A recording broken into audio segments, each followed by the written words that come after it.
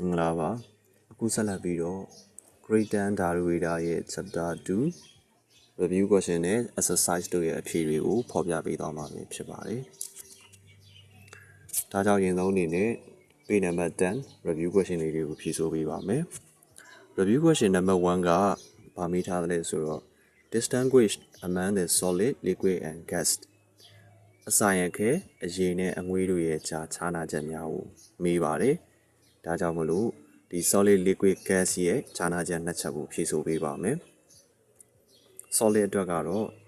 it has definite volume and shape ၎င်းသည်တိကျတဲ့တူတယ်နဲ့ပုံသဏ္ဍာန်ရှိတယ် liquid ကတော့ it has definite volume but no definite shape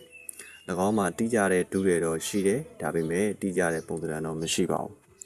now gasကတော့ it does not have a definite volume and shape of its own ၎င်းကိုယ်ပိုင်တိကျတဲ့ဒုတယ်လည်းမရှိဘူးပုံသဏ္ဍာန်လည်းမရှိပါဘူး now solid က it cannot be compressed ၎င်းကိုဖိနှိပ်လို့မရနိုင်ဘူး and ပြီးတော့ does not flow စီးဆင်းမှုမရှိပါဘူး liquid ကတော့ it cannot be compressed ၎င်းကိုဖိနှိပ်လို့မရဘူး but ဒါပေမဲ့ flow in all direction သူဟာဥတီဘက်အားလုံးစီးဆင်းပါတယ် gas ကတော့ it can easily be compressed ၎င်းကိုလွယ်ကူစွာဖိနှိပ်နိုင်တယ် and ပြီးတော့ flow in all direction ဥတီဘက်အားလုံးကိုလည်းစီးဆင်းပါတယ်ဒီထဲမှာဖြည့်ပေးရတဲ့အဖြေလေးတွေကိုနှစ်သက်မှုမရှိဘူးဆိုရင်ဒီဘက်ပေါ့နော်ဒီစာမျက်နှာ9မှာ page number 9မှာပါတယ် solid liquid gas ဒီခေါင်းစဉ်တွေရဲ့အောက်မှာမတူညီတဲ့အချက်လေးတွေလည်းရှိပါသေးတယ်ဥပမာအားဖြင့်ဒီ solid liquid gas ရဲ့ particle structure လေးတွေပေါ့နော်ဒီအမှုန်ဖွဲ့စည်းပုံလေးတွေရေးမယ်ဆိုရင်လည်းရေးလို့ရပါတယ်ပြီးသွားလို့ရှိရင်သူတို့ရဲ့အယောင်လေးတွေပေါ့သူတို့ရဲ့ဂုဏ်သတ္တိတွေပေါ့ဒါလေးတွေရေးလဲရပါတယ်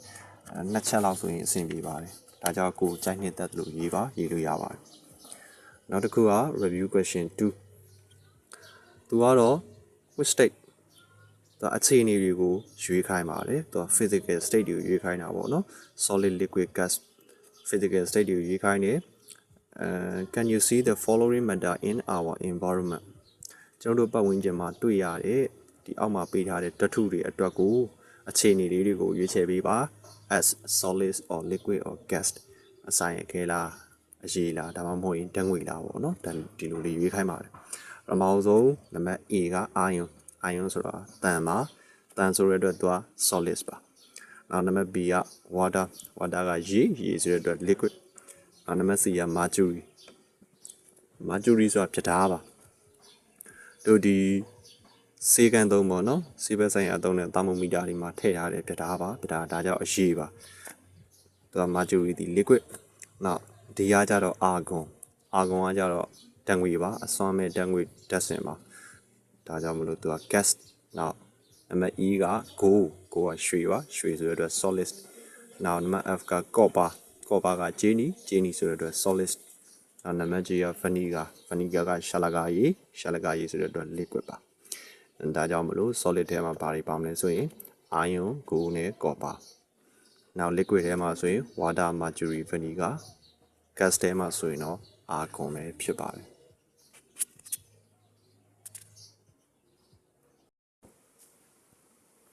ဒီ review question တွေကတော့ page number 12နဲ့ 13မှာပါတဲ့ review question တွေပဲဖြစ်ပါတယ် review question number 1က is squeezing juice from line a physical chain or chemical chain တံမြာသီးမှဖြော်ရည်ညှစ်ခြင်းသည် physical chain လား chemical chain လား give reason for your answer မင်းရဲ့အဖြေအတွက်အကြောင်းပြချက်ပေးပါတံမြာသီးကနေအရည်ညှစ်လိုက်တဲ့အခါမှာတံမြာဖြော်ရည်ရပါတယ်ပစ္စည်းအသစ်ဖြစ်ပေါ်မှုမရှိပါဘူးဒါကြောင့်ပစ္စည်းအသစ်မဖြစ်တဲ့အတွက် physical chain ပါဒီတော့အဖြေက squeezing juice from line is a physical chain တံမြာသီးမှဖြော်ရည်ညှစ်ခြင်းသည် physical chain တစ်ခုဖြစ်ပါတယ်ပြီးတော့ဘာကြောင့်လဲဆိုတော့ no new substance is formed ပစ္စည်းအသစ်ဖြစ်ပေါ်မှုမရှိလို့ပါနောက် number 2ကတော့ classify the following changes into physical chain and chemical chain အောက်မှာပေးထားတဲ့ပြောင်းလဲမှုများကို physical chain နဲ့ chemical chain ကိုခွဲခြားပေးပါအမျိုးအစားခွဲရမယ်ပေါ့နော် physical chain လား chemical chain လားဆိုပြီးအမျိုးအစားခွဲရပါမယ်နံပါတ် A က boiling and egg ကျုပ်တလုံးပြုတ်ခြင်းကျုပ်တလုံးပြုတ်ခြင်းသည် chemical chain မှာပစ္စည်းအသစ်ဖြစ်ပါတယ်နောက်နံပါတ် B mixing sand and water တဲနဲ့ရေနဲ့ရောမယ်တဲနဲ့ရေနဲ့ရောတဲ့အခါမှာပစ္စည်းအသစ်မဖြစ်ဘူးပစ္စည်းအသစ်မဖြစ်တဲ့အတွက်သူက physical chain ပါနောက်နံပါတ် C making jelly ပြုလုပ်ခြင်း jelly ပြုလုပ်တာကကြတော့ပါဝင်ပစ္စည်းအများကြီးကိုပေါင်းစပ်ပြီးတော့ jelly လုပ်တာပေါ့နော်ဒါကြောင့်ဖြစ်ပေါ်လာတဲ့ jelly ဒီပစ္စည်းအသစ်ပါသူကပစ္စည်းအသစ်ဖြစ်တဲ့အတွက် chemical chain နောက်နံပါတ် D က evaporating alcohol အငွေ့ပြန်ခြင်း alcohol ကိုအပူပေးလိုက်တဲ့အခါမှာအငွေ့ပြန်ပါတယ်အရေကနေအငွေ့ဖြစ်တာပေါ့နော်သူကအခြေအနေသာပြောင်းသွားတယ်သူ့ရဲ့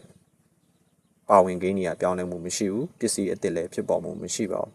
ဒါကြောင့်သူက physical chain ပါနောက်နံပါတ် E က souring of meat နွားနို့ချင်ခြင်း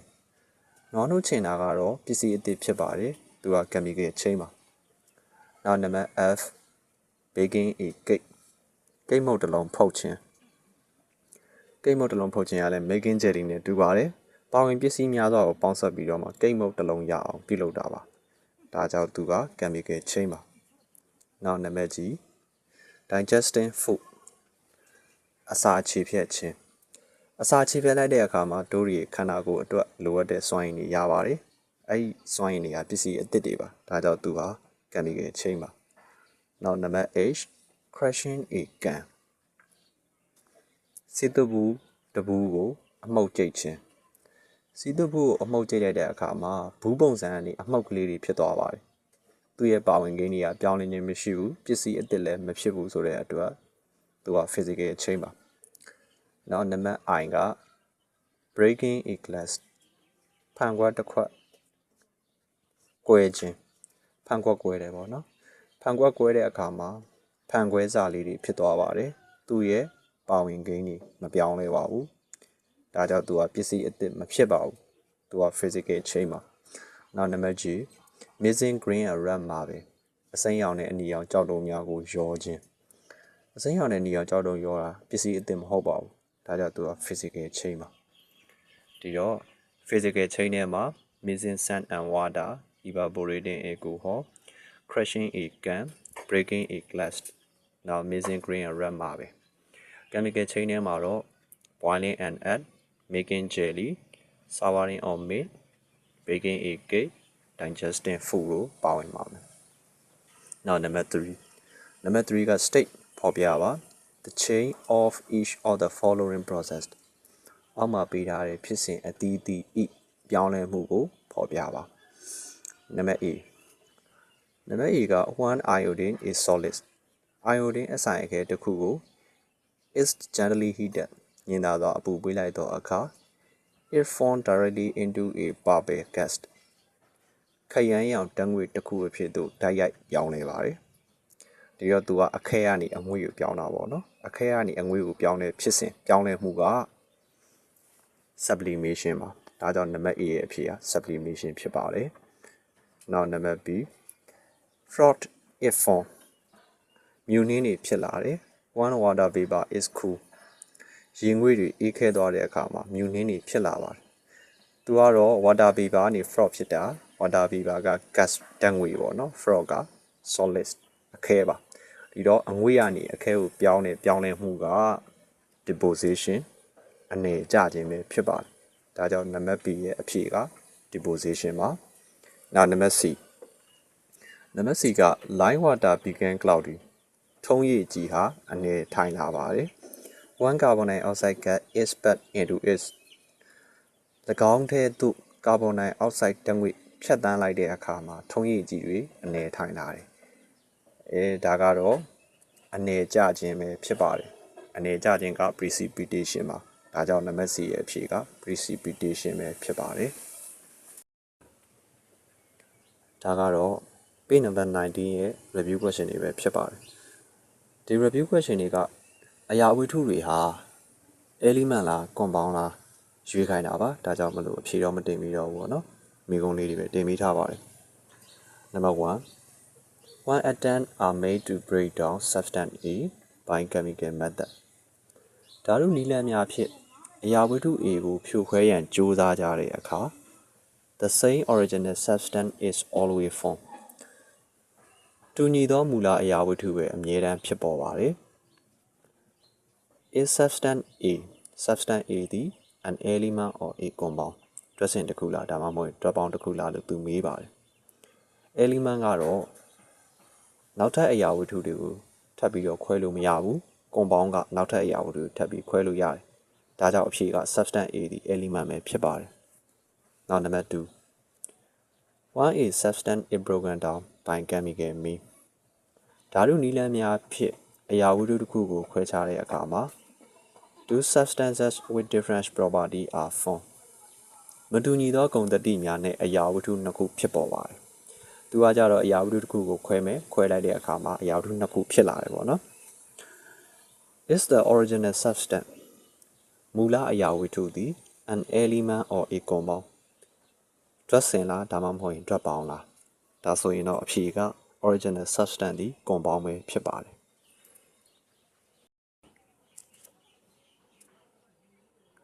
ဒါကတော့ page number 22ရဲ့ review question တွေပဲဖြစ်ပါတယ်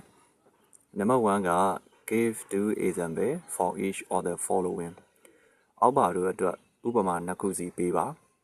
number A က solids that dissolve in water ရေတွင်ပျော်ဝင်သောအစိုင်အခဲများအတွက်ဥပမာနှစ်ခုဒါကြောင့်အဖြေက sugar နဲ့ glucose ပဲဖြစ်ပါတယ်နောက် number B က insoluble solid in water ရေတွင်မပျော်ဝင်သောအစိုင်အခဲတွေအတွက်ဥပမာနှစ်ခုအဖြေက sand နဲ့ chalk ပဲဖြစ်ပါတယ် C နံပါတ် C ကကြတော့ solvents other than water ရေအပြင်နောက်ထပ်ရှိသောဖြော်ရည်တွေအတွက်ဥပမာနှစ်ခုဒါကြောင့်နံပါတ် C က oil နဲ့ petrol ပဲဖြစ်ပါတယ်ဒီအဖြေတွေကိုမှကိုကမရေးချင်ဘူးပေါ့နော်မနှစ်သက်ဘူးဆိုရင်နောက်ထပ်ကိုသိတဲ့အဖြေလေးတွေကိုထည့်ပြီးတော့ဖြေလို့ရပါတယ်နောက်နံပါတ်2 20 gram of a soluble substance ပျော်ဝင်စေသောအရာဝတ္ထု20 gram ကို it dissolve in water ရေမှာဖြော်လိုက်တဲ့အခါ to form 100 gram of the solution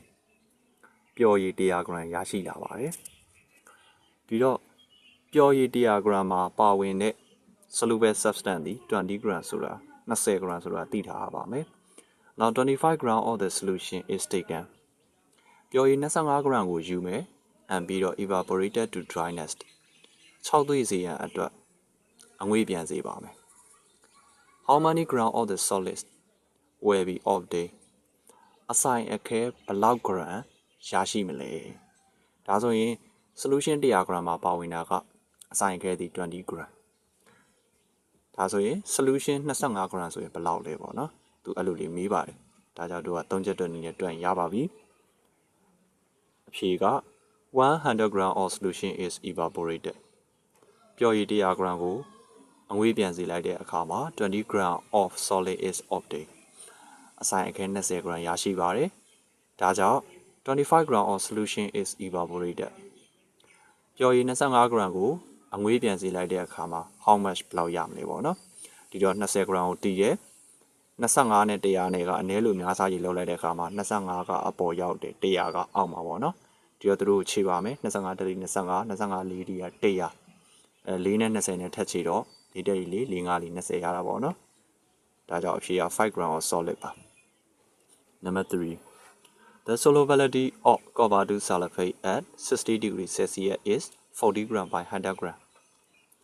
copper 2 sulfate ရဲ့ပျော်ဝင်နိုင်စွမ်းသည်60 degree Celsius မှာ40 gram ရှိပါတယ်အနောက်က100 gram ကတော့ဒါရေပါเนาะသူ့ထည့်ပြီးတော့မစင်းစားလေးရပါတယ်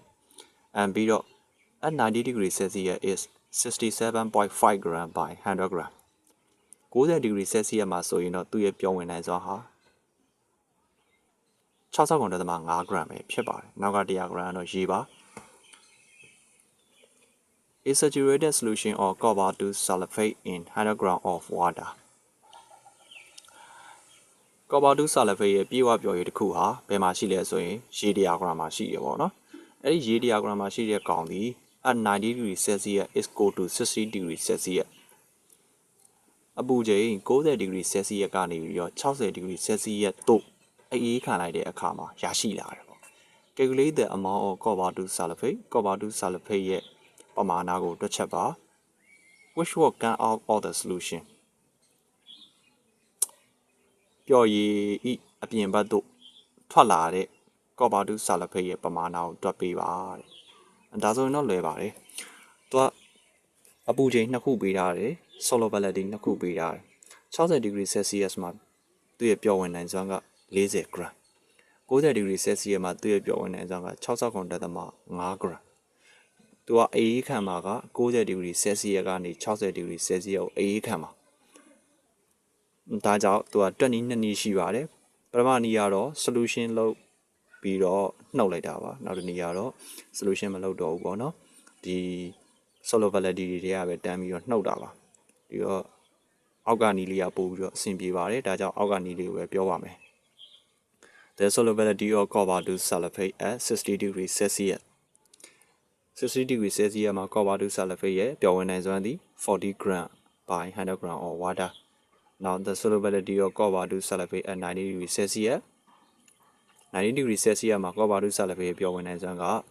67.5 gram by 100 gram of water ပြီးရင်တော့သူကအေးခံပါလိ90 degree Celsius ကနေ60 degree Celsius အေးခံပါဆိုတဲ့အတွက် when the temperature is cooled down 90 degree Celsius to 60 degree Celsius အေးခံတဲ့အခါမှာသူကောက်ပါလိကုတ်ပါတယ်ပြီးရင်တော့မေခွန်းမှာပါတဲ့အချက်လေးကိုပြန်ပြီးရေးပါတယ် the amount of copper to sulfate which will come out of the solution ဆိုရင်သူက solubility နှစ်ခုကိုနှုတ်ပေးလိုက်ရုံပါပဲ90ကနေ60ကိုအေးခံပါဆိုတဲ့အတွက်90ရဲ့ solubility က67.5 gram 60 degree Celsius ရဲ့ solubility က40 gram ဒီနှစ်ခုကိုနှုတ်လိုက်တဲ့အခါမှာ27.5 gram ရမှာပဲဖြစ်ပါတယ်ဒါကတော့ exercise number 1နဲ့2ပဲဖြစ်ပါတယ်ကျန်တဲ့ exercise တွေကိုတော့နောက်ထပ်ဗီဒီယိုတွေမှာဆက်လက်ဖော်ပြပေးသွားပါမယ် exercise number 1က list A list B တွေ့ရမှာပဲဖြစ်ပါတယ်ဒါကြောင့် list A အချမ်းကိုအရင်ဆုံးတို့တွေလေ့လာကြည့်ရပါမယ် list A မှာ evaporation အငွေ့ပြန်ခြင်း condensing ငွေ့ရည်ဖွဲ့ခြင်း filtering စစ်ထုတ်ခြင်း crystallizing ပုံဆောင်ခဲဖွဲ့ခြင်း distillation ပေါင်းခံခြင်း fractional distillation အရေးကြပေါင်းခံခြင်းတွေပေးထားပါတယ်ဒီတော့ list B က number 1ဒီဘာနဲ့တွဲမလဲပေါ့နော်2 3 4 5 6အဲဒီ6ခုဒီဒီဘက်က list A ဘက်ချမ်းမှာရှိတဲ့ A B C D E F เนาะဘာနဲ့တွဲမလဲရင်ဆုံးစဉ်းစားပါမယ်ဒီတော့ number 1 is solid appear at the solution goal